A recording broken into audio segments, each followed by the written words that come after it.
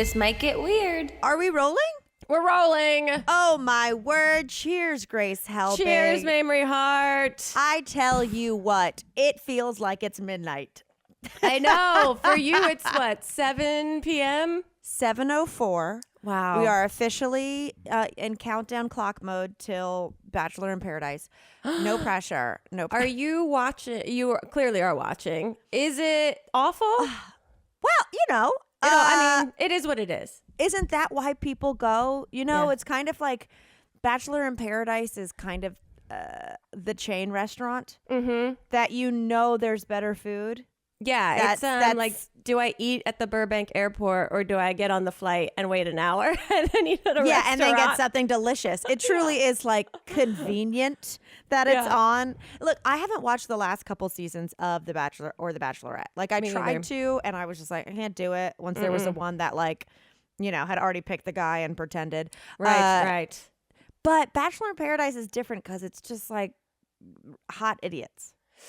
Yeah, no, I used to watch Bachelor in Paradise, and I liked it because it's people that have gone through the show, know what they've signed up for, and have agreed to up the ante in a place. Yeah. Like, have agreed to put themselves back through that. And so, to me, it also seems a little bit less like people, I mean, this is the whole thing, looking for love. It is people looking for love. Right, but it feels like if they're going on Bachelor in Paradise, it seems like clout chasing versus love making. Here's the deal, though.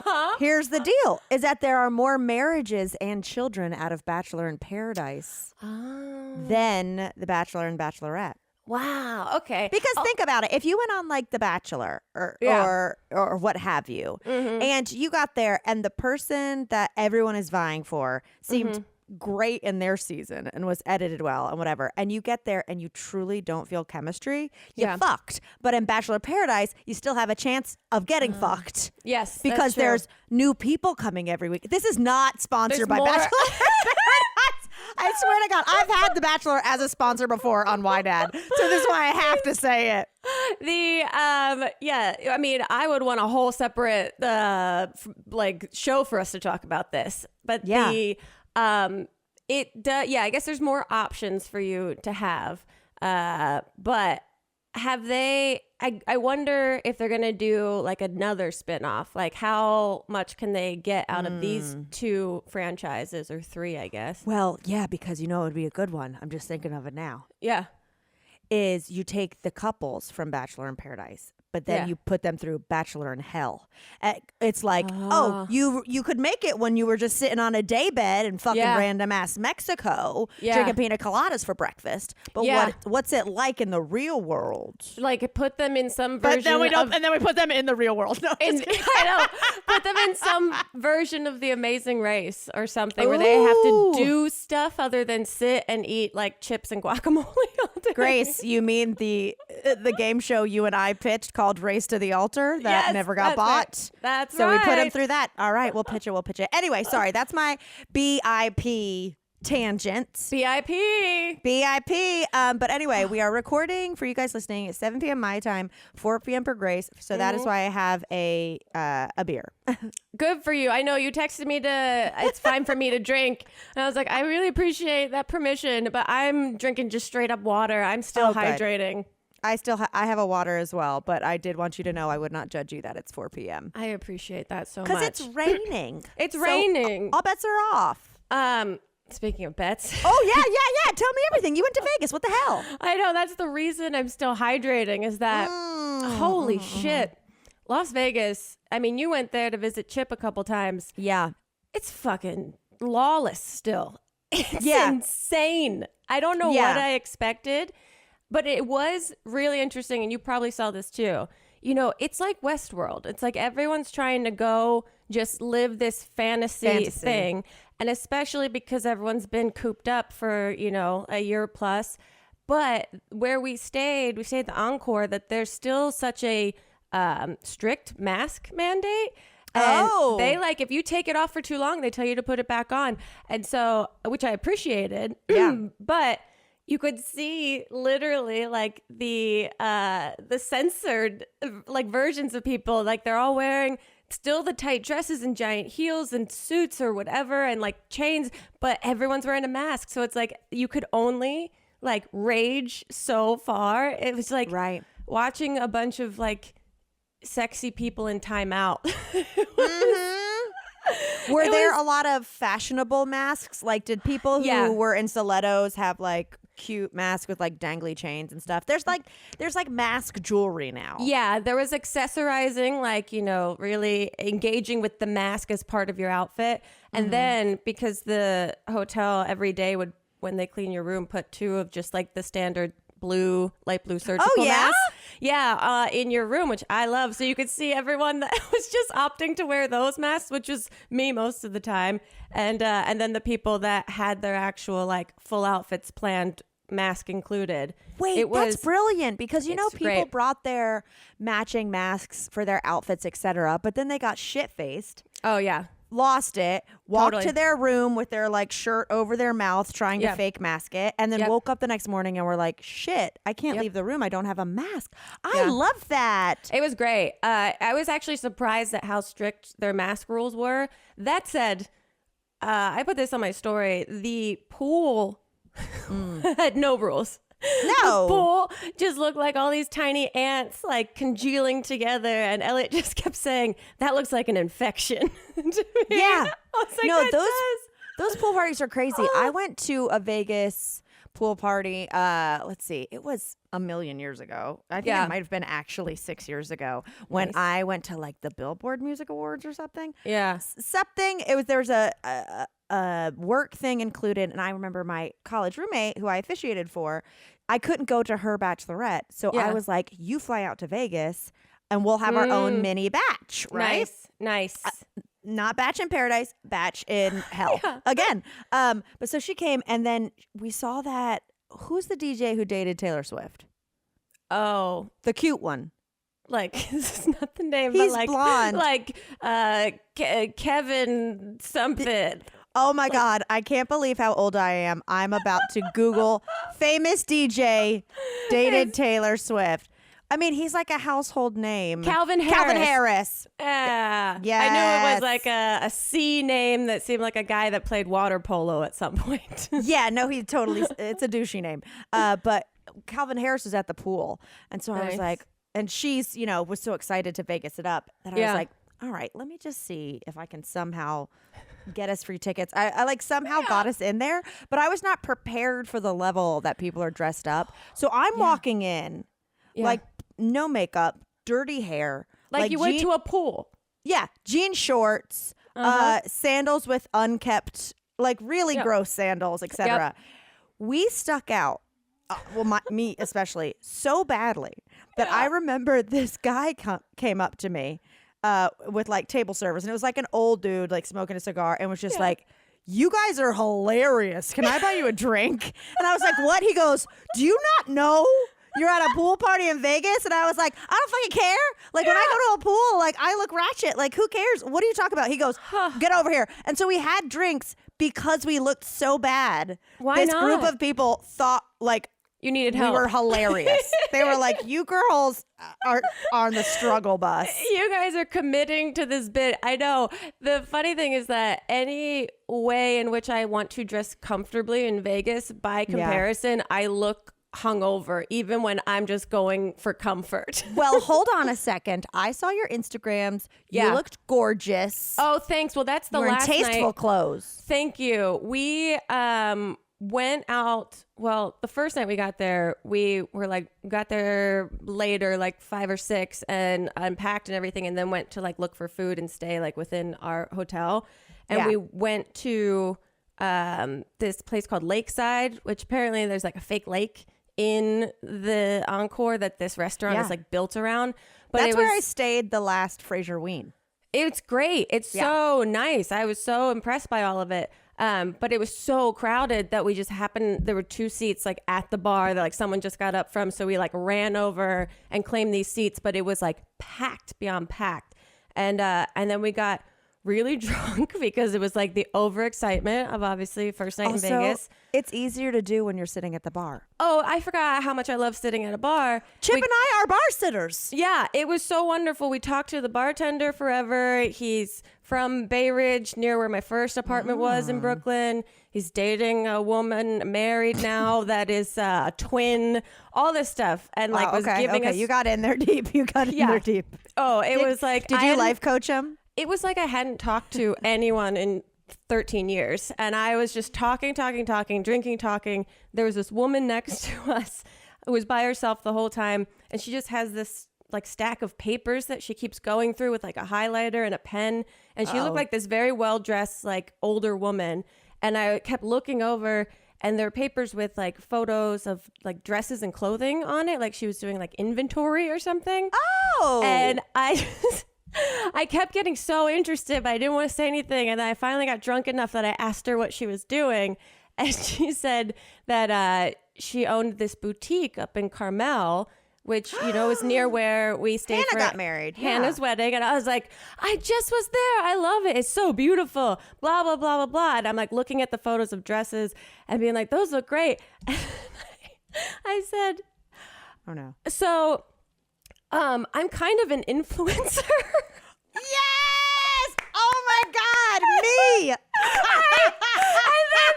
I like immediately like threw up in my own mouth because I don't think I've ever said that to anyone. Kind of an influencer. I've never said that out loud to anyone. And get that free stuff.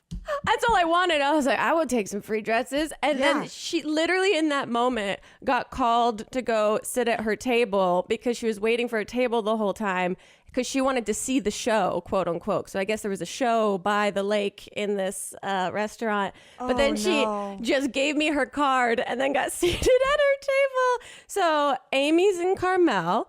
Yeah. Have you reached out yet? No, because it doesn't look like anything for me. It's inspired gifts for those we love. It's she calls herself a quote inspired curator. So that didn't make me feel as shitty for saying what I said. Yeah, I was gonna say influencer sounds like a scientist compared to that. No shade, no tea. It was like, you know, divine intervention of someone being like, you've overstepped anything that you're going to be proud about, Helbig. We're going to remove this woman and take her to her table right now before you say anything else. Did Elliot watch it? And how hard did he cringe? He was laughing so hard. And then we were talking about, he's like, I've never heard you say that to anyone ever in our entire relationship. I was like, I feel disgusting. Dirty. It's so funny that you went to Las Vegas and that's the thing you have the most shame about is saying the word influencer as opposed to... Yeah, I got it out of my system real quick.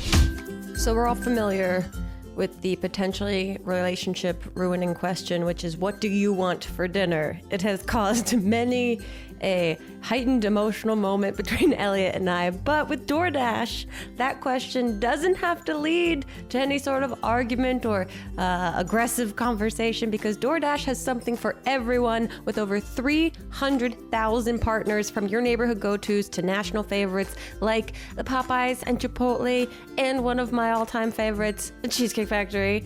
It's not just restaurants. You can get drinks, you can get snacks, you can get other grocery store essentials delivered in under an hour. You just open the app, you pick what you want from where you want, and your items will be left safely outside your door when you choose contactless delivery drop-off. I'm literally finishing recording this ad to go open my DoorDash app to order Elliot and I some dinner. We use it so often, like I said. The Cheesecake Factory recently ordered date is too close from our last order to right now where I want to order it, but there's no judgment here. That's where it's something for everybody. And for a limited time, you guys can get 25% off and zero delivery fees on your first order of over $15 or more when you download the DoorDash app and enter code TMGW 2021. That's 25% off up to a $10 value and zero delivery fees on your first order when you download the DoorDash app in the App Store and enter code TMGW 2021. Don't forget, that's code TMGW 2021 for 25% off your first order with DoorDash. Subject to change. Terms apply. Have you ever said to yourself, wow, I just love the fact that I've had the same couple pairs of sheets since right after I got out of college, and I didn't like them then and I don't like them now, and there's definitely stains in them, but I just keep washing them every week or so and putting them back on the bed like that's totally normal to do? Well, stop it. Grow up. Respect yourself. Because Brooklinen can make the bad sheets on your bed and that kind of scary voice in your head go away. That's because Brooklinen has something for every comfort need, like sheets, towels, robes, loungewear, and they do not cost a thing. Brooklinen is constantly launching new products, and they're so confident in them because of their 75,000 five-star reviews that they come with a 365-day guarantee. A warranty as well. And if you're not privy to this, that's an actual whole year. I have my Brooklinen sheets. I am obsessed with them. They are so comfortable. They stay nice and cool because I run at like 900 degrees and beans is an actual baked potato, but they are just crisp and light, and I am obsessed with them, and I recommend them in real life to friends. I basically do this ad in person. So give yourself the comfort refresh you deserve and get it for less at Brooklinen. Go to brooklinen.com and use promo code GETWEIRD to get $20 off with a minimum purchase of $100. That's BROOKLINEN.com and enter promo code Get Weird to get $20 off with a minimum purchase of $100. That's brooklinen.com, promo code Get Weird. Go do it, y'all. Get weird, get comfy. Then we went down to Fremont Street the next night, and that is like old Las Vegas. Oh, yeah. That place was radically different than where we were up at the Encore. There's like masks if you want them, but you feel like the fucking weirdo wearing it. They put the free in Fremont, man. Yeah, totally. We played our favorite Tiny Pony games. Which I've never seen in a casino ever. We thought that there was only one that existed down in the plaza down in Fremont Street, so we like beelined it there the next night after we were, rinsing out our hangover from the night before, and there was no one at it, which is like the best part of it, why we play it so much.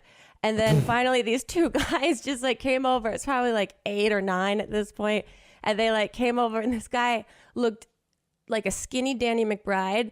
And he was just like, what's Lots this of those game? in Vegas. Yeah, exactly. He's like, what's this game? And he just starts betting, and it's him and his friend, and they're both standing. They're not like committing to sitting down. And then he just goes, his friend was like, hey, man. Like they had met there, I guess. And he was like, I woke up in the room. It was all dark. I did a line of cocaine, and I'm here now. Wow. And I just started laughing because he was just so brazen about saying it. Open. And then he just started screaming for the ponies. Then they kind of wandered off. We played for a bit longer and then like wandered out to Fremont Street, and it's packed down there. And then he finds us in the crowd and he goes, hey, how are those ponies? You got to go play blackjack over there. He's talking a mile a minute. And it's just his eyes are like on us. And I was like, ponies, we're good, man. We're good. And then he just like kept talking to us, but walking like away from us. I was like, he's talking at anyone that will make eye contact with him right now. Did you lose a lot of money, or did you win any money? I made donations to the casinos that I felt I was prepared to donate. You got to feed those ponies. Those ponies cost a lot of money. I know that because I used to beg for one. Yeah, I know, same, me too. And then I was told they're too expensive and you'll never take care of it. And this is why I don't feel bad. It's not gambling on actual animals. It's just toys. It's just literally gambling on toys. But then the next day we walked to Treasure Island, which was not a far walk, but it's like 106-7 degrees every day. I think I actually got sunburn on my face just from walking 5 feet. And we walked in just to get air conditioning and then found another Tiny Pony game in that casino. And I couldn't believe it. It was incredible. Wow. You know how to do Vegas correctly. We really did the best we could. But then I'm good on Vegas for a really long time now. Yeah. Yeah. You went for 2 nights or 3? 3 nights, and so that's one too many. That's one too many. In the airport to fly back, there was a woman in the security line that was just straight up wearing Spanx as shorts, and I thought, that's right. Why not? Like the skin tone, like ones? the skin tone Spanx as shorts. I was like, I can't hate on this. There's nothing to hate on this. She's doing what I wish I had the confidence to do. I'm like, should that just be what we wear on tour? Maybe. Just head to toe Spanx. She looked comfortable. It was great. Well, when you were talking about masks, today I went to the grocery store to grab a few things, and the manager was walking around with a mask, you know, as the employees were. Yeah. And it was so crazy that I asked to take a picture of her. And I know this is an audio medium, but I just have to show you. I said, ma'am, I'm sorry. I said, may I take your photo? She said, oh, of course. I said, your mask is wild. What is it? Oh, it was like a full. It was a mask that continued down her neck to where it looked like a full lion face. So when I saw her walking across from the grocery store, I fully thought it was like a lion woman. Like like someone like true life. I live my life as a lion.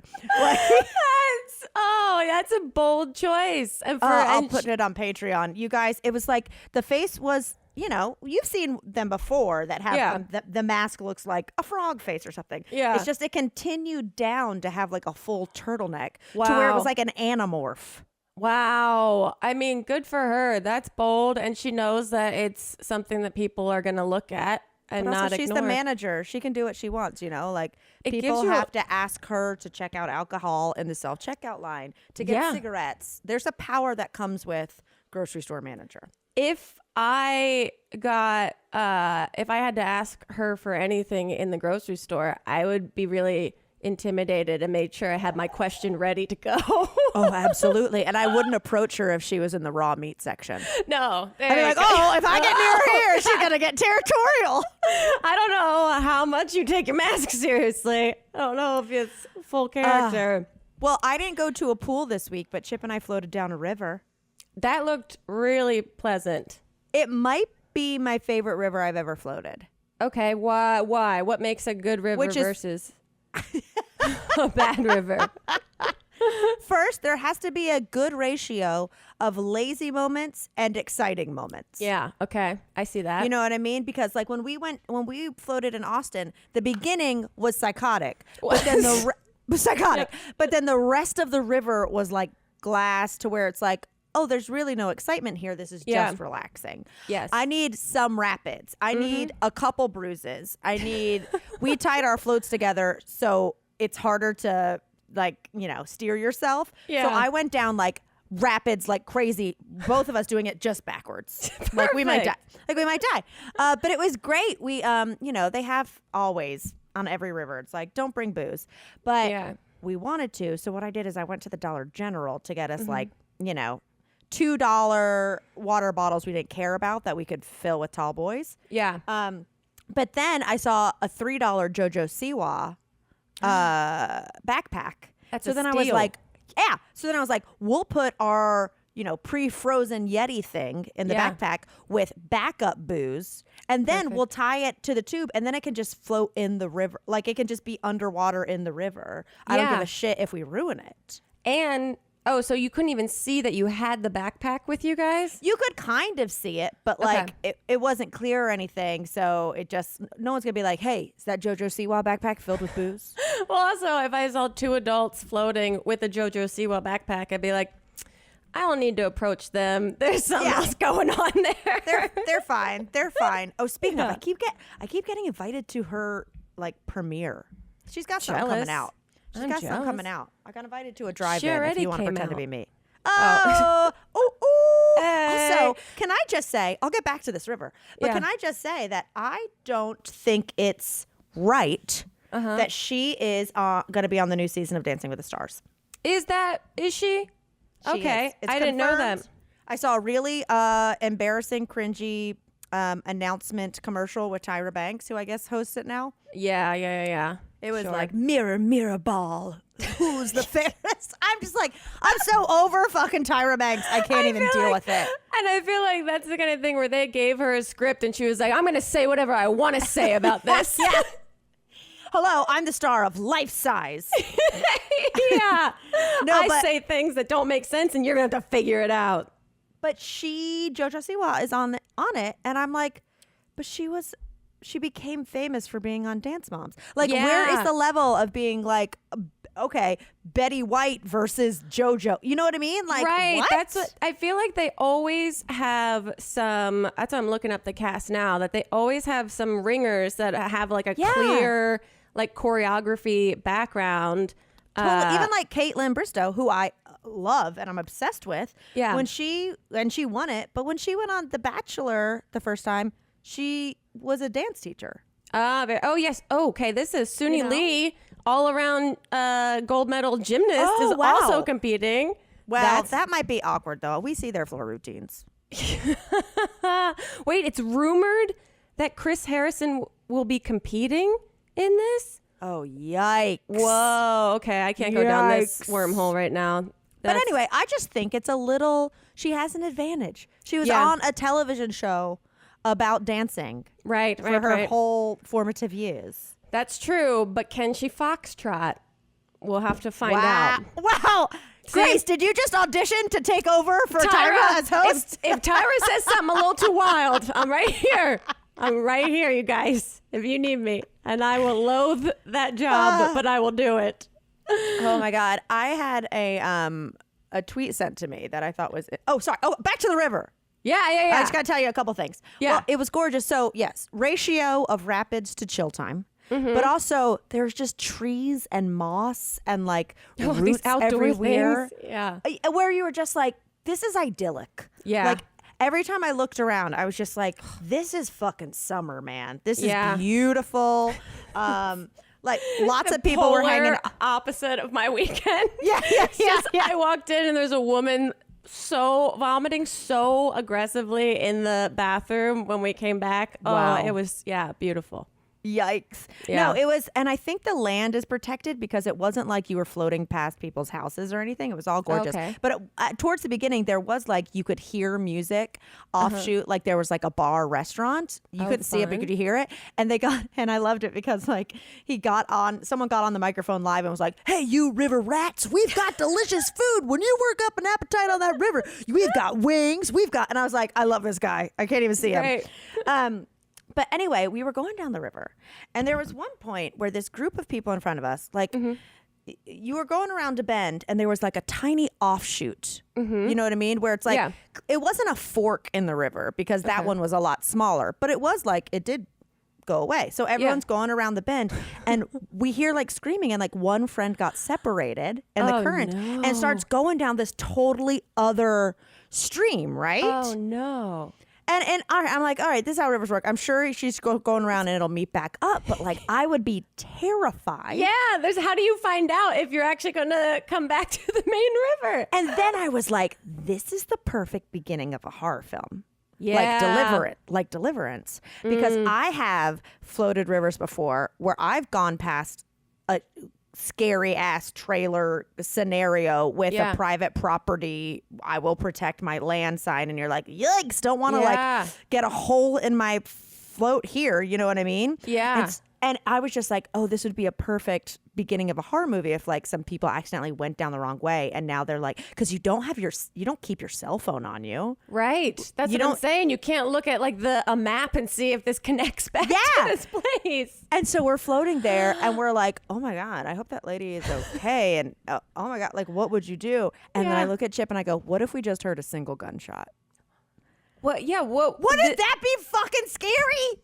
And also, I'm scaring myself about a fake scenario that didn't happen. What would you do? What would you do? I said to him, I go, what if we heard a fake gunshot? He goes, we would go to the other side of the river, we would get out, we would walk up to the road, and we would hitchhike back to our car. Well, okay. And it's and I was like, you're dating Chip. I was like, cool. If I was by myself, I would have passed out and continued floating down the river. I would have the river would have thrown me back and then around to where that woman got cut off from everyone.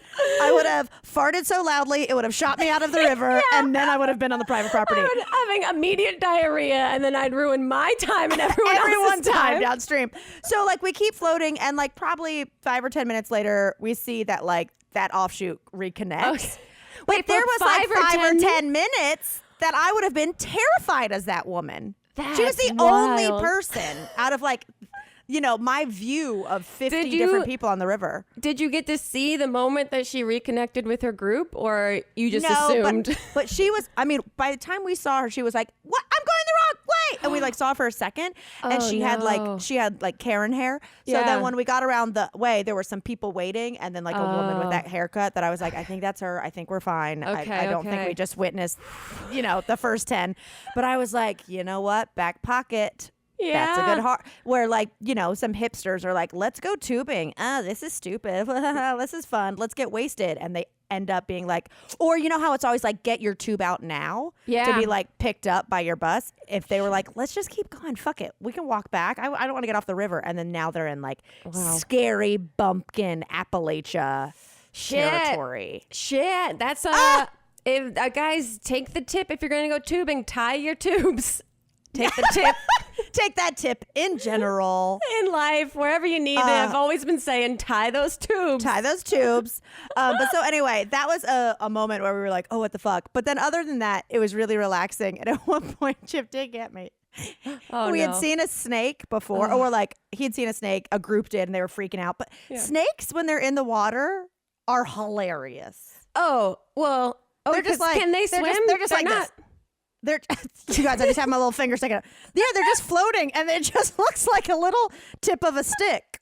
Like, but they're not, because they don't turn into eels. My brain goes, they turn into eels, and then they can just navigate. The ones I've seen, unless like when I see them, because if not, they're just swimming underwater, is they just poke out like a little like, oh, how you doing? Like a meerkat.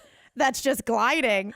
So that would freak me out. I'm such not a snake person that if I saw one just like, making its little way downtown with its head up, I'd still be like, I'd still be like, I can't do this anymore. I feel bad for the snake. He's like, I'm just trying to live. And these fucking assholes in floats come down here with their JoJo Siwa backpacks and knock me out. Yeah. But so there was one, there was a stick that was sticking straight up, like in between like a rock. And Chip was like, ma'am, you're headed right towards that snake. And I was like, oh my God. And like the current from the stick made it just kind of wiggle back and forth ever so slightly that I was like, oh, he's so cute. Oh my God, I'm going right for that snake. I'm going right for that snake. And then I get there and it was a stick. And of course he was laughing. It was a classic joke. Classic Chip. It was a classic. You got chipped. I got chipped on that river, but yeah, it was a really nice time. Summer is full of wonderful things, but it's also very hot. Sometimes your neighbors party all night. Sometimes cicadas make noises all night. And sometimes they die overnight. It can be hard to get some sleep, but not on a Purple mattress, though. That's because Purple has the Grid. The Grid is a unique ventilated design that keeps you cool and your body supported and cushioned in all the right places. It bounces back as you move and shift, unlike Mamrie foam, which remembers everything, so it could probably blackmail you if it wanted to. I actually have, if you're not looking for a mattress, they also make pillows. I have the Purple Harmony pillow, which also uses the Grid, and so it keeps you cool all night long, because sometimes my body gets overheated in the night. It must be the anxiety, or not, who knows. Purple is comfort reinvented. Right now you'll get 10% off any order of $200 or more. Go to purple.com/TMGW10 and use promo code TMGW10. That's purple.com/TMGW10, promo code TMGW10 for 10% off any order of $200 or more. Purple.com/TMGW10, promo code TMGW10. Terms apply. Paying off credit cards, consolidating high interest debt, or funding personal expenses, those are no joke, and sometimes they're very scary. The first time I checked my credit score, I was clenched to say the least. But luckily, there's Upstart. And that's why over 500,000 people have used Upstart to get one fixed monthly payment. Upstart is a fast and easy way to pay off your debt with a personal loan all online. Upstart knows you're more than just a credit score and is expanding access to affordable credit. And unlike other lenders, who we will not mention, Upstart considers your income and current employment to find you a smarter rate for your loan. So with a 5-minute online rate check, you can see your rate upfront for loans between $1,000 on to, get this, $50,000, and you can receive funds as fast as 1 business day after accepting your loan. You guys, for a lot of terrifying words and jargon, this is an easy way to have it broken down to where even I can understand it. So, find out how much Upstart can lower your monthly payments today when you go to upstart.com/TMGW. That's upstart.com/TMGW. And don't forget to use our URL to let them know we sent you. Loan amounts will be determined based on your credit, income, and certain other information provided in your loan application. Go to upstart.com/TMGW. Don't fear the score. Well, that sounds sweet. You were talking about Spike Seltzers, and someone sent us, I don't know if you've seen this, that Bud Light is making a pumpkin spice seltzer starting today, as of the 31st when we're recording this. Yeah, they're launching a pumpkin spice hard seltzer. I don't know how I feel about that. I don't know how I feel about it either, but I will try it. Yeah, it's definitely something I will try, and I'll probably love it. I know. The thing is that we dog on the basic bitch of it all, but I think things become basic because they're good. Yeah, that is true. That is true. I love all the autumn fucking basic fall things. I think they're fun. And you love carbonation, so this might actually be perfect for you. Did you say that because I was just rolling out a burp during the last sentence? I was trying to muffle it. Well, I do feel like we were drinking White Claw a lot. And I hate to say this stupid term, before everyone started drinking it. That it was like, oh, this was a funny thing. Look, they're making this new thing. And then all of a sudden it became like the drink of all millennial Gen Z generations. The amount of crushed up White Claw cans that were like coming out of every trash can in Vegas was out of control. Well, and now there's so many different hard seltzers that I'm going to different breweries around Asheville that are like, I mean, they're on a national level, but there's also smaller ones that, like, I don't know if they're more boutique, and they're having their own seltzers too. So like now it's being accepted into the beer world because I feel like they're kind of like, if we can't fight them, join them. How does it go? If we can't beat them, join them. Okay, there it is. I think that's it. I don't dare Google it. I think that's the correct thing.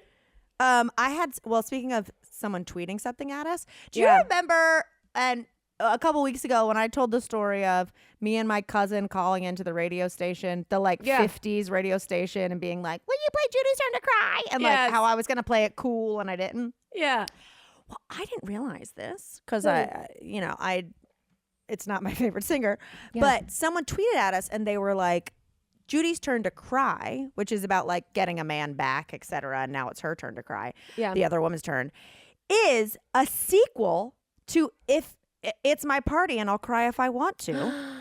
And so then I went to the It's My Party lyrics, and sure enough, it's like, nobody knows where Johnny has gone, but Judy left the same time. So basically, it was her being like, I'm crying at my fucking birthday party because Judy left with my man. And then Judy's Turn to Cry is a sequel. Wow. And I was like, you know what? I think sequels to pop songs should be normalized. I think there's songs that I would enjoy a follow-up. Yeah. I mean, keep the story going. Also, I love that they just want everyone to cry. Like that, normalize crying. It's what everyone should do. Okay, but hold on then, Grace. I looked up that album. Okay. Leslie Gore's debut album at 17 years old. It's just called Tears, Tears, Tears. Oh, no. I want to read you the track list. Please. Okay. Well, first of all, the name of the album is I'll Cry If I Want to. Yep. Here's the track list. It's My Party. Cry Me a River. No More Tears Left to Cry. Judy's Turn to Cry. Cry and You Cry Alone. Okay. Misty. I Would.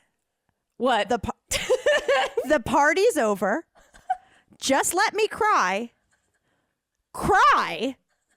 I Understand. And the final track is What Kind of Fool Am I? So this is... Leslie was going through it junior year of high school. Yeah, I think she was on the precipice of puberty, if not in the very depths of it. But I do like that they tried really quickly at the very end of the album to have the full like emotional you know what? Through it. I've reflected and maybe I was being a little sensitive. Well, what I kind of want to do now is do like a drinking power hour. Oh God. Where you listen to this album and take a sip every time she says cry. Oh, you'll die. No, because I feel like those songs back then were like 2 minutes long.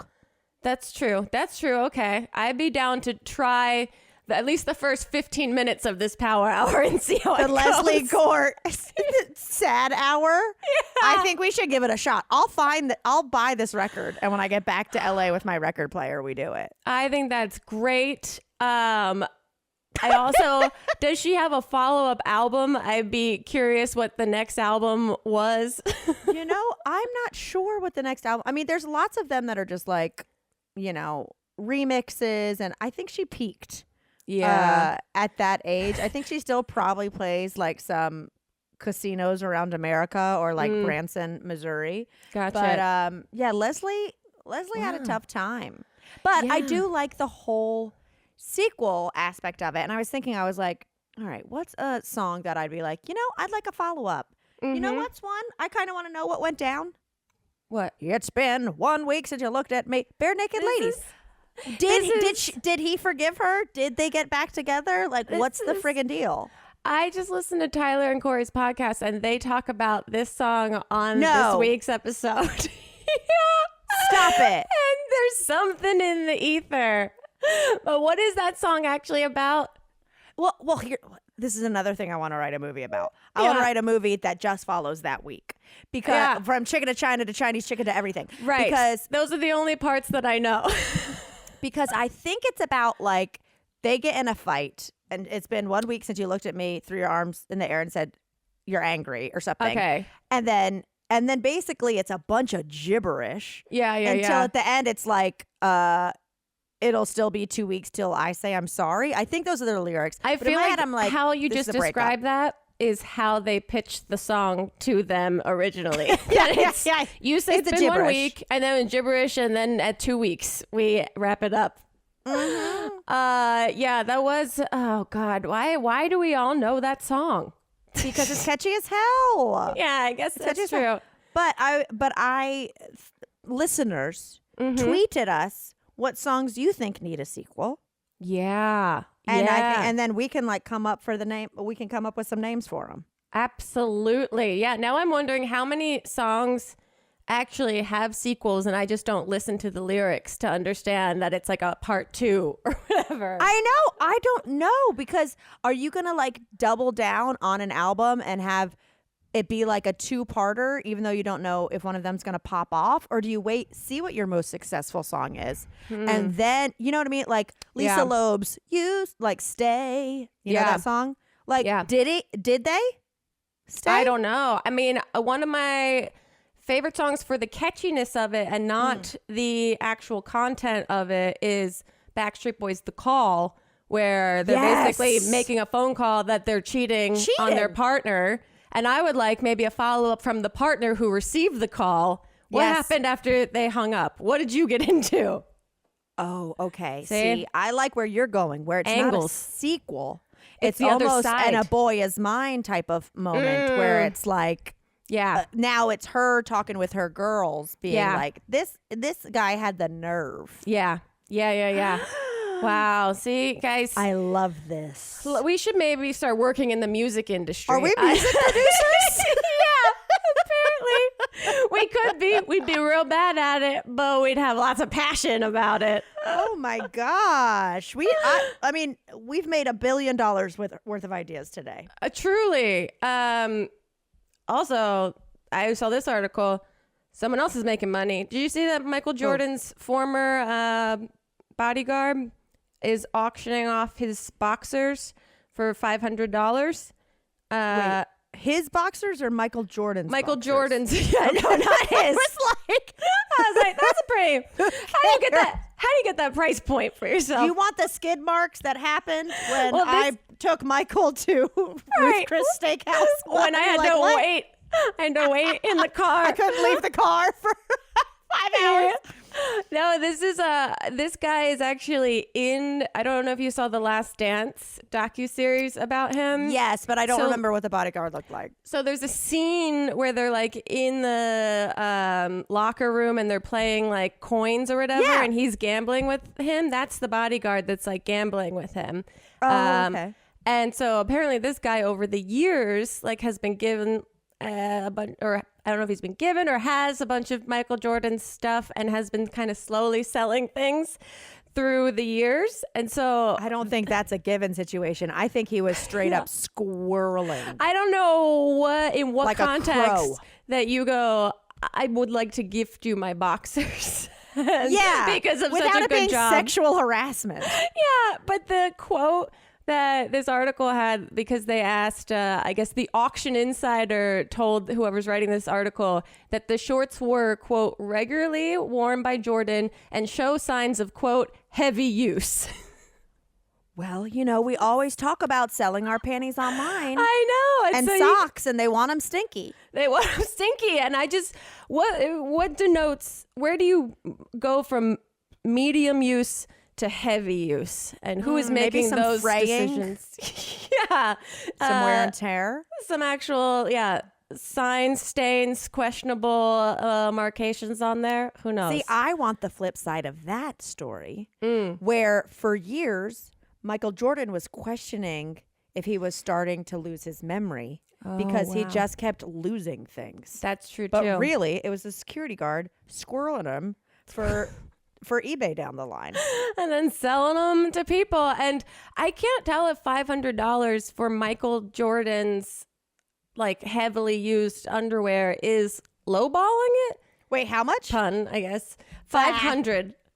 I think that's pretty low. Right? That's what I thought too. That was the most shocking part of this whole story to me. But that's got to be starting bid. It might be. Yeah, that might be where it's at right now, and that who knows where it'll go from there. Grace, you keep your ear to the ground. You know what? This is the news. And you put up an alert to report back with what it actually went for. Turns out I'm the auction insider that gave all this information. You better. Lights, camera, auction.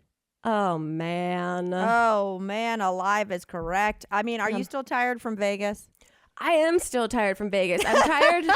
I'm tired from the 0 to 60 of like no social interaction or very limited social interaction to only being around people all the time.